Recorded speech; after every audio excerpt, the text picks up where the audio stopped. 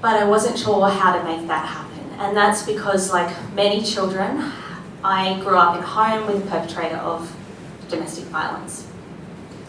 In our home, that was my father, and while the abuse was very rarely physical, it was more often emotional, mental, verbal, and financial. But as a kid growing up in the late 1990s and the early 2000s, of course, we didn't have any public conversation about these things. You couldn't scroll through social media and see something about, what coercive control is, or about gaslighting and understanding these psychological forms of manipulation and coercion and all of these things. You couldn't turn on TV and see an ad that would share with you about where to get help. And so in our household, we really didn't have any options but to just keep swimming. As I say, every day really felt like I was treading water, and that was about the only way I could describe it.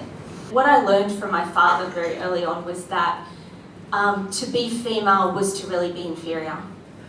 And that's why I'm really passionate about talking about these issues, because that's the way that I felt growing up. I was treated differently to my brother, and every day felt like walking on eggshells.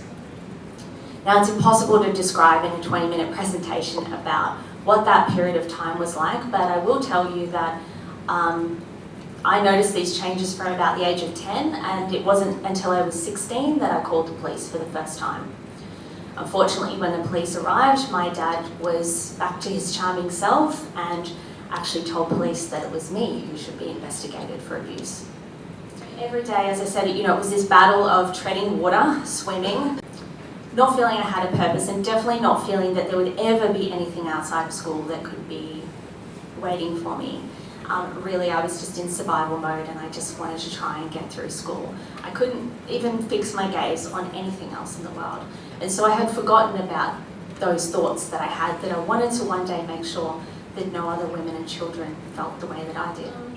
Like many young women who grew up in dysfunctional families, I went into the world very emotionally damaged, and made a lot of very reckless decisions, put myself in situations that were not healthy, entered relationships that were not healthy.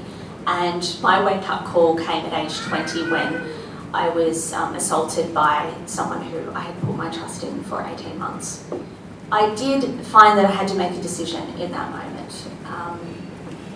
I understood that I could go the way that my dad had gone, or I could make a different decision. And so I chose to make a different decision. Everything changed for me when I made a decision to, I say quit my job, but really ended up getting fired. I was working at a bulk foods store, and I asked for a weekend off to go and volunteer as a photojournalist at a festival. And my boss wasn't very happy about that, so I lost my job. But looking back, it was the best decision I could have made, because at that festival, I started to learn about issues that were impacting women and girls, and I began to learn about things like human trafficking and domestic violence, and I suddenly felt this pull inside of me, and I realised that there was something in me that was yearning to come out.